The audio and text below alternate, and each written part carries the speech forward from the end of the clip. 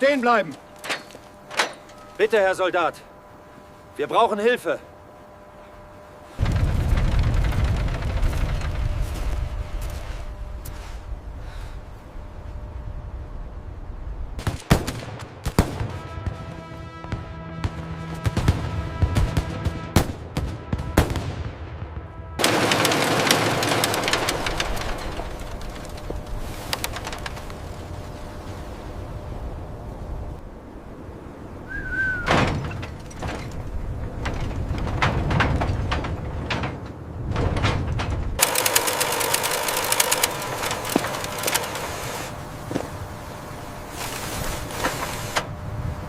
Late summer, 1944.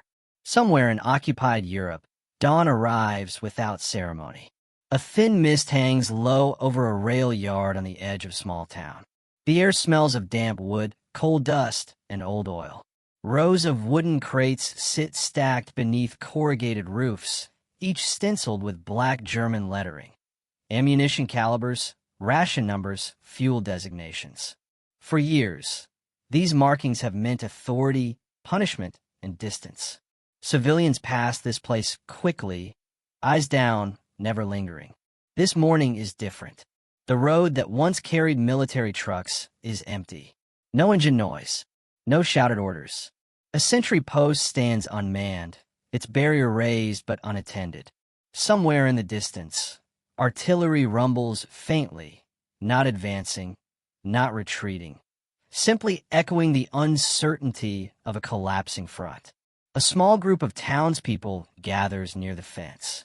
Men in worn coats, women with scarves pulled tight against the cold. None wear uniforms. None carry insignia. What they carry instead is hesitation, sharpened by years of occupation and a sudden realization that the rules may no longer apply. The gate is open. Beyond it lies a German supply depot, once untouchable, now exposed. And as the first civilian steps inside, the war quietly changes shape, revealing what happens when power slips and ordinary people find themselves standing where soldiers once ruled. By the middle years of the Second World War, the German war effort rested not only on its armies at the front, but on a vast, rigidly organized system operating far behind the fighting. Supply depots, Nachtschublage, formed the backbone of this system. They stored ammunition, fuel, food, spare parts, uniforms, medical supplies, and communications equipment. Without them, divisions stalled. Vehicles stopped. Soldiers went hungry. Battles were lost before they began. From 1939 onward, as German forces occupied large portions of Europe, these depots spread across conquered territory. They were deliberately placed away from front lines, but close enough to railways and roads to feed the fighting formations. Towns near these sites lived under constant supervision. Movement was restricted. Curfews were enforced. Civilians learned which roads to avoid and which buildings to never look at directly. The depots were not just logistical centers. They were symbols. Their fences, guards, and warning signs made clear who held power. German military doctrine treated rear area security as essential. Early in the war, these installations were heavily guarded by regular Wehrmacht units, sometimes reinforced by military police or auxiliary forces. Any civilian interference was met with immediate punishment, arrest, forced labor, or execution. But by 1943, the structure that once made these depots untouchable began to strain. The German army was fighting on multiple fronts, against the Red Army in the east, against Allied forces in Italy, and under increasing air assault across occupied Europe. Manpower shortages became severe. Trained soldiers were pulled forward to replace losses. Rear area units were thinned, merged, or replaced with older men, wounded veterans, or foreign auxiliaries of questionable loyalty. At the same time, Allied bombing campaigns targeted transportation networks. Rail yards were hit repeatedly. Bridges were destroyed. Fuel shipments arrived late or not at all. Depots filled with supplies that could not be moved, while frontline units went without. This imbalance created tension within the German system itself. Warehouses full, units starving. For civilians living under occupation, these changes were noticed long before they were acknowledged by German command. Checkpoints went unmanned for hours. Patrols passed less frequently. Orders were given, then quietly ignored. The strict rhythm of occupation began to falter. Resistance movements, where they existed, tracked these shifts carefully. They noted which depots had reduced guards, which convoys stopped running, which German units were preparing to withdraw. Yet even in areas without organized resistance, ordinary people sensed something fundamental had changed. Fear remained, but was no longer absolute. By 1944, especially in territories closer to advancing Allied armies, the German rear was no longer secure. It was overstretched, undermanned, and increasingly isolated. Supply depots that once represented total control were becoming static islands in a shrinking sea of authority. And in that narrowing space between order and collapse, civilians found themselves closer than ever to the machinery of war. Close enough to touch it, and close enough to wonder what might happen if they did. By early 1944, the German war economy was operating under relentless pressure. Losses on the Eastern Front had reached levels that could not be replaced. Entire divisions had been destroyed, reformed, and destroyed again. In Western Europe, the Wehrmacht prepared for an Allied invasion it knew was coming, but could no longer fully prevent. Every able-bodied soldier was needed at the front, and rear area security became an accepted risk. This shift altered the balance of power in occupied territories. Supply depots that had once been staffed by disciplined infantry companies were now guarded by fragments, small detachments, often commanded by junior officers or non-commissioned men with limited authority. Some guards were older reservists. Others were recovering wounded. In certain regions, especially in Eastern Europe, depots were protected by auxiliary forces whose loyalty to the German cause was pragmatic rather than ideological. The depots themselves, however, remained full. German logistics doctrine favored stockpiling. Supplies were accumulated in anticipation of operations that never came or offensives that stalled. Ammunition crates sat untouched. Fuel drums were rationed so tightly that trucks meant to distribute them remained idle. Food stocks spoiled while frontline soldiers survived on reduced rations. The contrast between abundance behind the lines and scarcity at the front deepened internal frustration.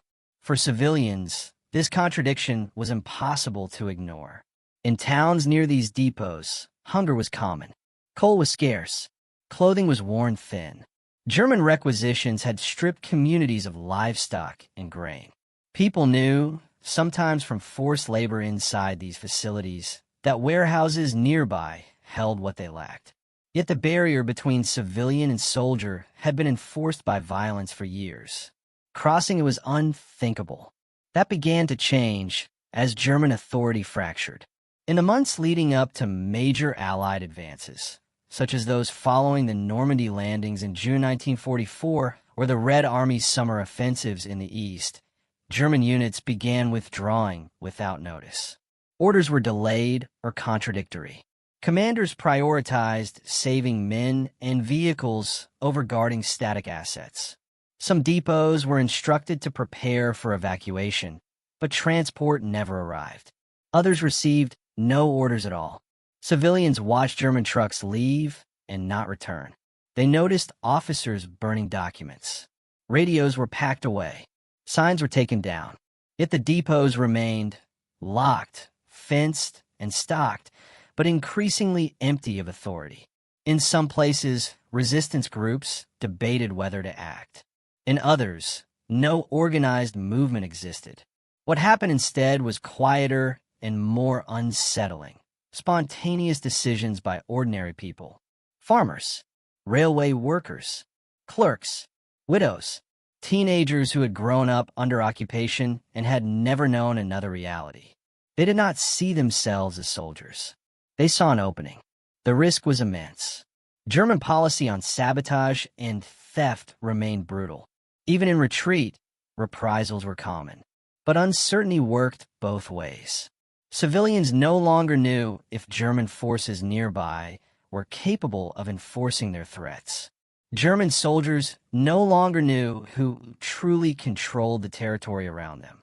This mutual uncertainty created a rare and dangerous moment, one in which a civilian population could move faster than a collapsing military system. When that happened, a supply depot ceased to be a symbol of occupation and became something else entirely, a test of who still held power when uniforms disappeared. And it is within that fragile, volatile moment that the story turns from background to action, from structure to human choice.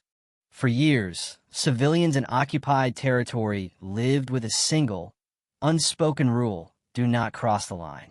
The line was not always marked by fences or signs. It existed in habit, in fear, in memory. People learned where German soldiers walked and where civilians did not. A supply depot sat far beyond that boundary. By 1944, that invisible line began to blur. Those who approached the depot were not driven by ideology alone. Many were driven by exhaustion. Hunger had become routine. Coal shortages meant winters were colder than they should have been. Families counted bread slices carefully, knowing German warehouses nearby held flour and preserved food. The decision to step inside was rarely made quickly. It was discussed in whispers, tested by watching from a distance, measured against memories of neighbors who had disappeared for lesser offenses. What finally pushed civilians forward was not courage in the traditional sense, but the slow erosion of fear. When guards failed to appear, when patrols stopped coming, when nothing happened after small acts of defiance, standing too close to the fence, peering through open doors, people recalibrated what was possible. The moment a civilian crossed into the depot grounds, the psychological structure of occupation cracked. Authority, once absolute, suddenly required enforcement. And enforcement was no longer guaranteed. From a military perspective, a German supply depot was only as strong as its perimeter and communications. Its purpose was storage, not defense.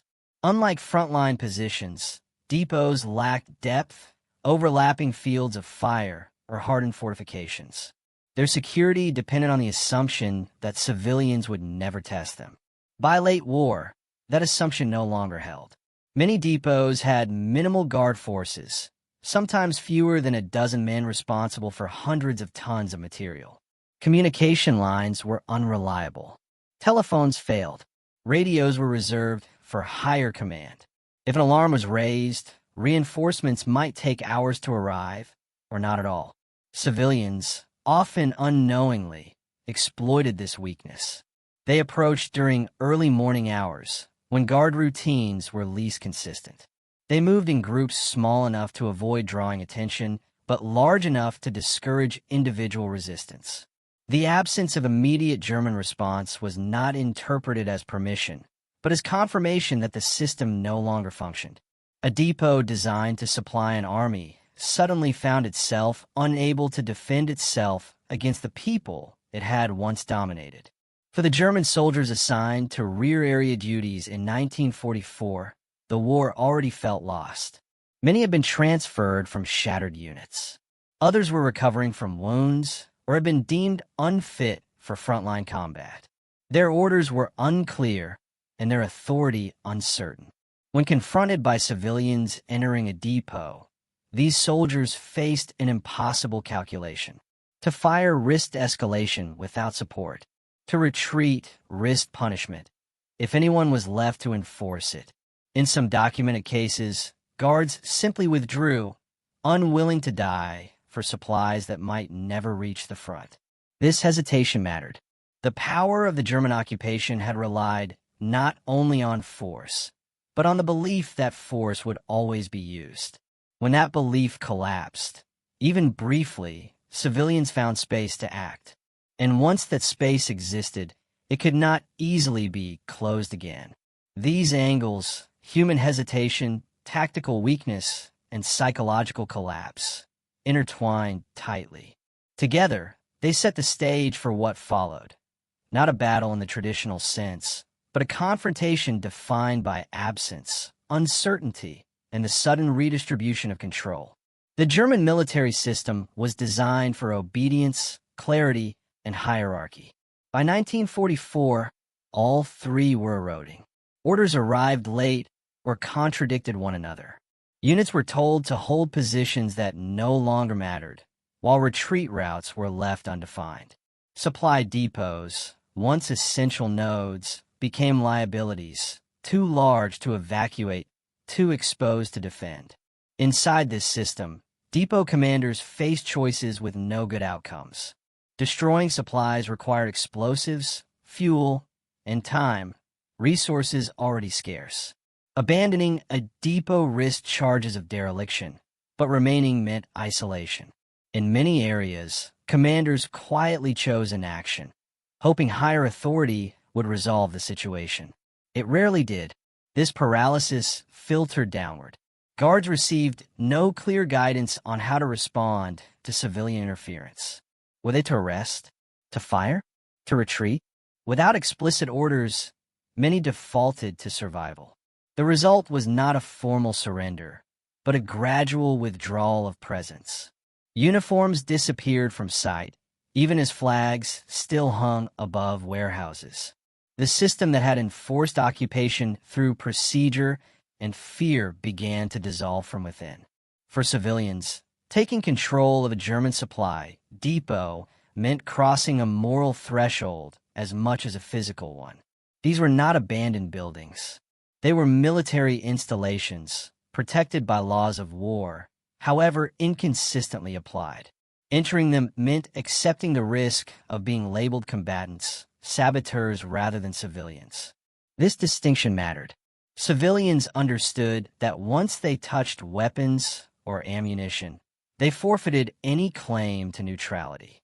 Some refused to handle arms at all, focusing instead on food, clothing, or medical supplies.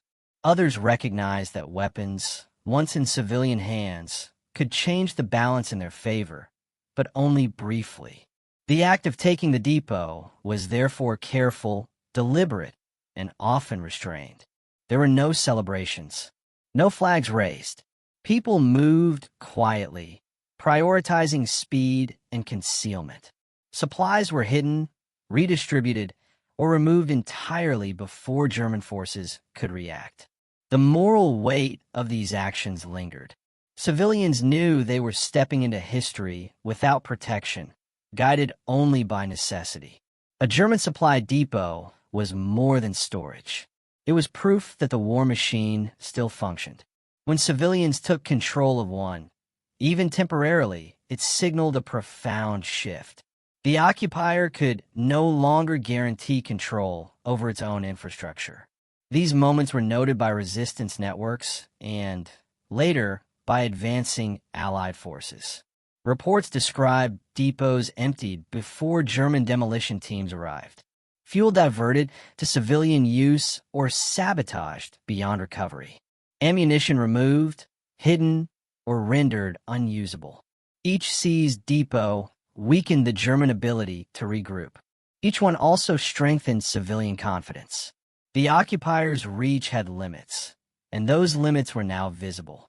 As these realizations spread, the quiet act of entering a supply depot became something larger, a turning point where absence of authority transformed into opportunity.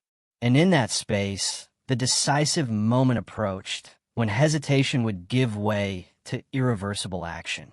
The decisive moment did not arrive with gunfire or shouted commands. It arrived in silence. At the depot, civilians moved past the threshold where hesitation ended. Doors that had been locked for years stood open. Inside, the scale of the German war effort revealed itself in precise, impersonal order. Crates stacked by category, barrels aligned in measured rows. Paper labels recorded quantities meant for units that no longer existed. There was no chaos at first, no rush. People paused, absorbing what they were seeing. This was not looting in the traditional sense. It was discovery, confirmation that the occupying power's strength had always depended on distance and fear, not invulnerability. Outside, no alarm sounded. The remaining German personnel, if any were still present, faced a moment of decision. Some observed from a distance, unsure whether higher command would return. Others slipped away entirely, choosing anonymity over confrontation. In several documented cases across occupied Europe, depot guards simply left their posts, abandoning uniforms and weapons rather than engage civilians whose numbers were growing by the minute. Inside the warehouses, civilians worked with quiet urgency. Food was separated from ammunition.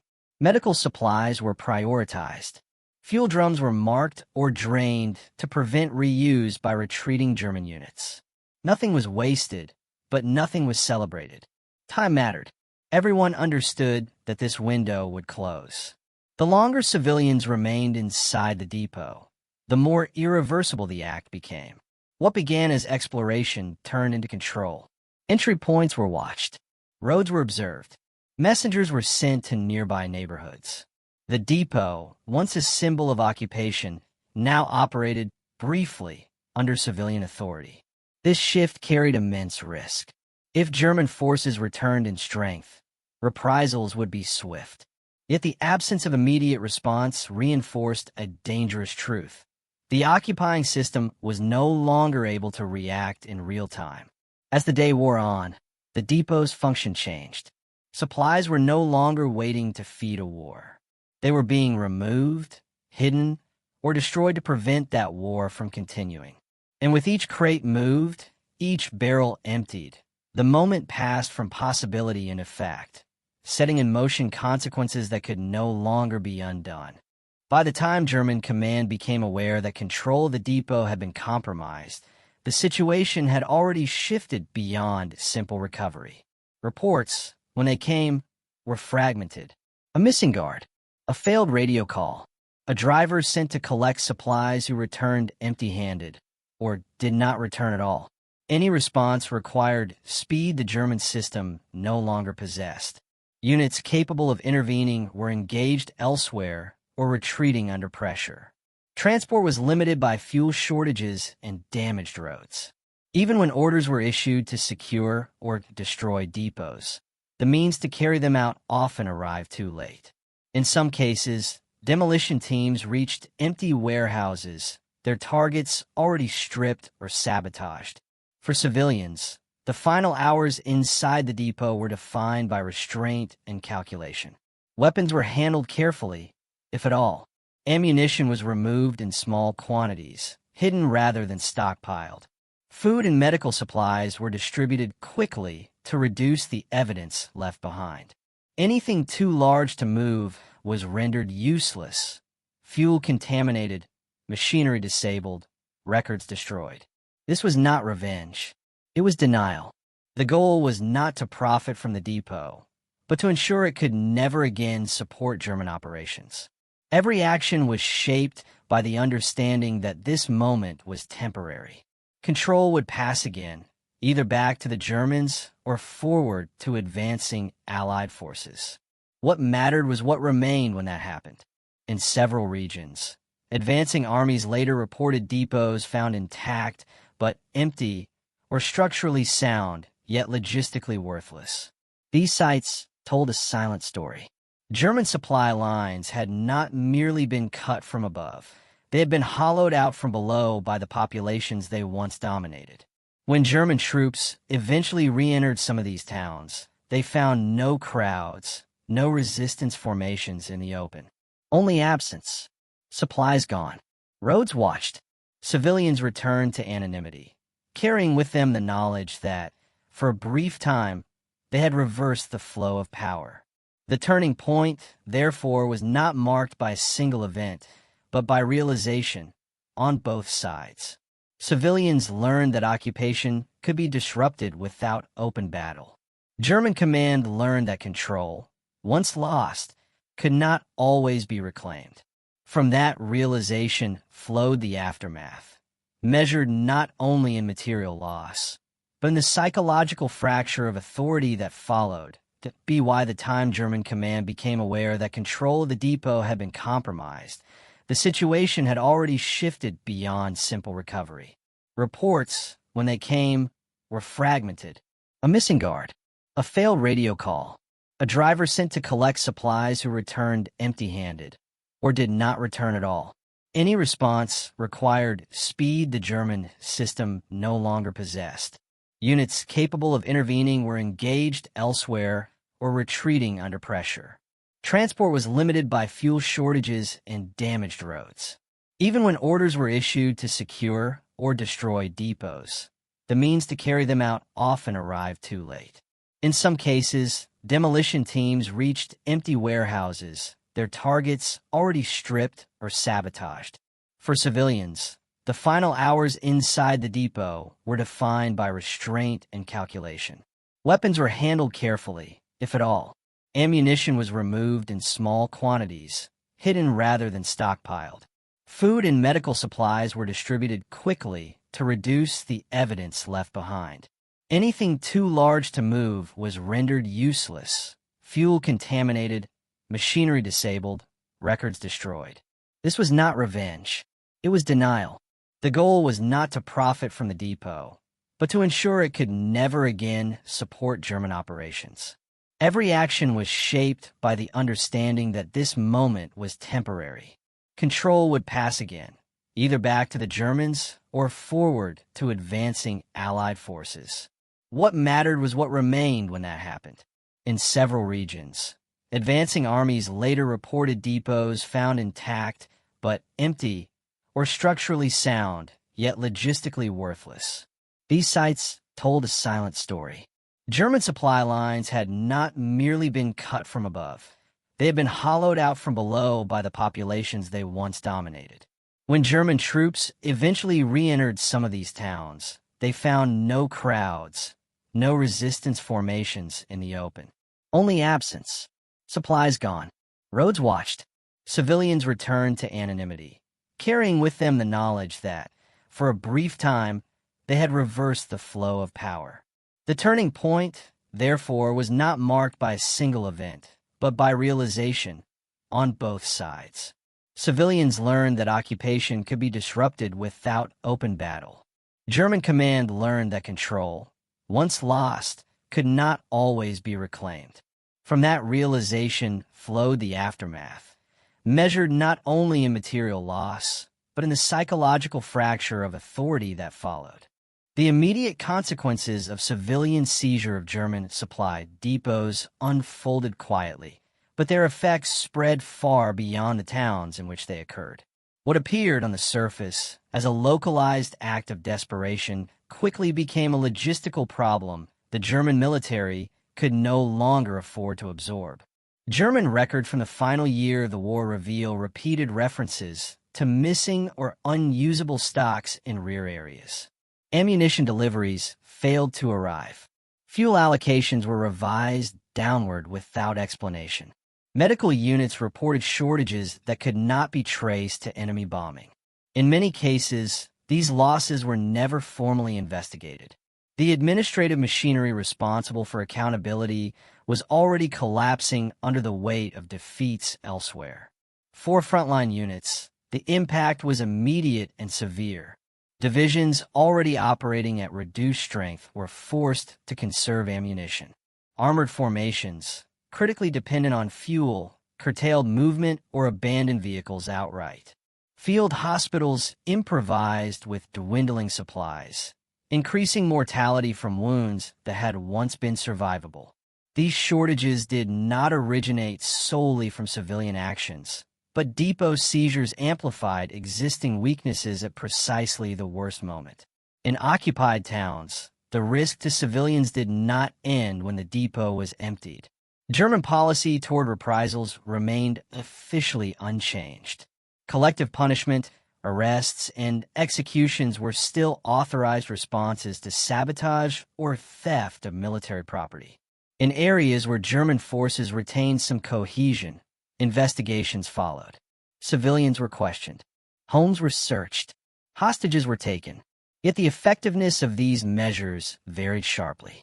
Often, there was no clear evidence of who had participated. Supplies had vanished without witnesses willing to speak. The civilian population closed ranks, bound by shared risk. In some cases, German units lacked the manpower to enforce reprisals at scale. In others, commanders chose to move on, prioritizing withdrawal over punishment. This uneven response created a dangerous unpredictability. In one town, seizure of a depot might pass without consequence. In another, it could provoke arrests or executions. Civilians understood this risk, yet the calculation had already shifted. Survival under occupation had always been uncertain. Now, inaction carried its own dangers as German forces destabilized and violence became less controlled. The redistribution of seized supplies altered daily life in subtle but meaningful ways. Food stocks reduced hunger during critical weeks. Medical supplies saved lives that would otherwise have been lost to infection or untreated wounds. Clothing and blankets eased the approaching winter. These changes did not end suffering, but they restored a measure of agency. Civilians were no longer entirely dependent on an occupying power that was visibly failing. In some regions, resistance groups absorbed weapons taken from depots, integrating them into more organized efforts. In others, civilians deliberately destroyed arms rather than risk discovery. The choice reflected local conditions rather than ideology. Where Allied forces were near, weapons were preserved. Where German retaliation remained likely, caution prevailed. German command, meanwhile, confronted a reality it could no longer deny. Rear areas were no longer secure. The assumption that civilians would remain passive until liberation proved false. This forced a strategic dilemma: divert combat troops to guard supply installations or accept continued losses. In most cases, there were no troops to divert. The front demanded everything. As a result, German logistics entered a final phase of disintegration. Depots were abandoned rather than defended. Supplies were destroyed by German forces themselves to prevent civilian or Allied use.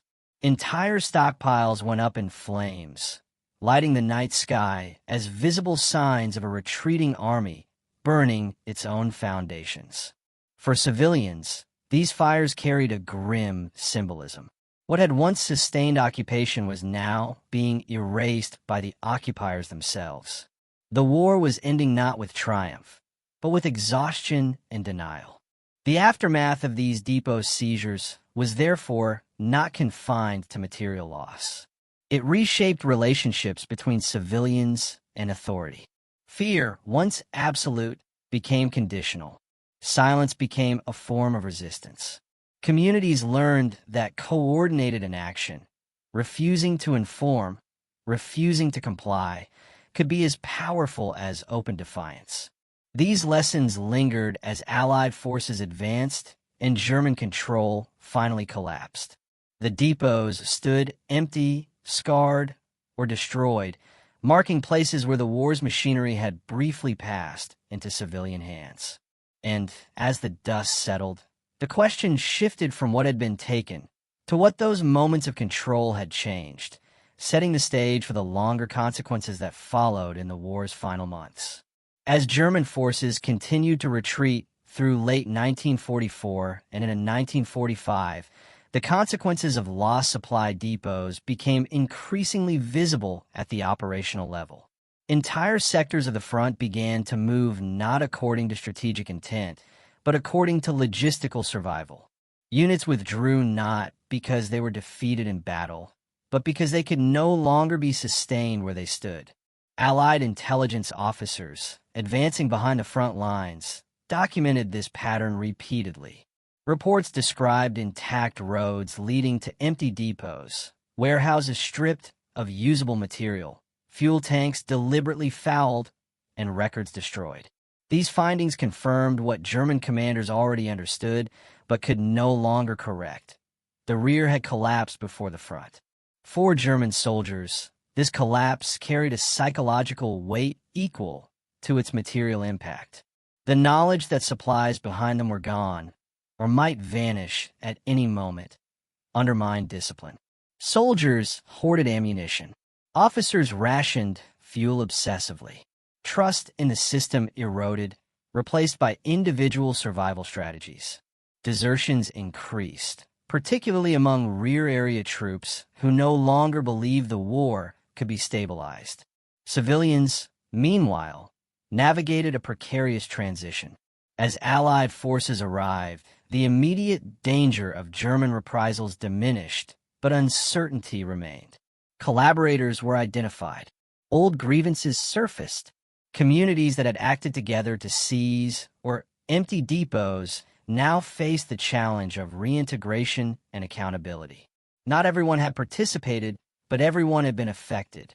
In some towns, Allied commanders acknowledged civilian actions quietly, understanding their contribution to logistical disruption. In others, civilians were warned against further interference, reminded that the laws of war still applied. Liberation did not erase complexity. It replaced one form of authority with another. The depots themselves became markers of transition. Some were repurposed by Allied forces. Others were dismantled or left to decay. Their fences rusted. Their signs were removed. What had once been guarded spaces returned slowly to the civilian landscape. Yet memory lingered. People remembered the day the gate stood open, the moment fear loosened its grip. In post-war accounts, these events rarely appeared as central narratives. They lacked the drama of major battles or named operations. Yet their cumulative effect was undeniable. Every depot lost weakened German resistance incrementally. Every civilian action accelerated the erosion of control. Historians would later describe the final phase of the war as a collapse rather than a defeat. Civilian seizure of supply depots fits squarely within that interpretation. It was not a cause in isolation, but a symptom and an amplifier of systemic failure. For those who lived through it, the meaning was more personal. They had seen authority retreat without permission. They had stepped into spaces designed to exclude them and found those spaces hollow. For a brief moment, civilians had altered the direction of the war, not by force of arms, but by exploiting absence. Absence of orders, absence of guards, absence of certainty. When peace finally arrived, it arrived unevenly, layered with loss and relief. The empty depots stood as silent witnesses to a truth often overlooked. Wars are not only decided where armies clash, but also where control quietly dissolves. And from that quiet dissolution emerged lessons about power, vulnerability, and the role of ordinary people when systems fail, lessons that would echo far beyond the war itself, into the reflections that followed.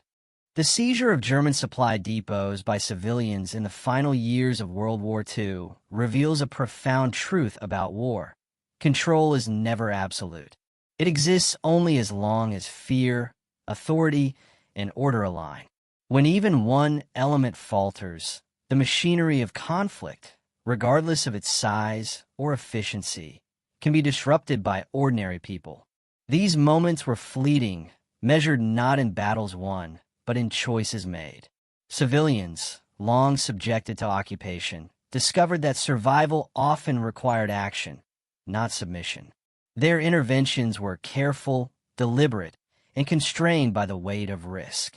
Yet the consequences rippled outward, undermining German logistics, fracturing morale, and accelerating the collapse of control across occupied territories. In hindsight, these acts illuminate the interconnectedness of war and society. Front lines do not exist in isolation. Supply depots, communication centers, and transportation hubs depend on a wider system of compliance and oversight. When civilians claim agency within that system, whether by necessity, desperation, or courage, they alter the war's trajectory in ways that armies alone cannot predict. There is a quiet heroism in such actions, not the heroism of medals or fame, but the measured courage of people confronting uncertainty with intelligence and care. The risk was real, and the consequences could have been deadly. Yet the temporary reversal of power reveals something deeper. That even in totalitarian structures, authority rests on human compliance. Remove the compliance, and even the strongest armies are vulnerable. These events also carry a lasting lesson for history and humanity. War is often measured in battles, operations, and strategy, but its essence is human.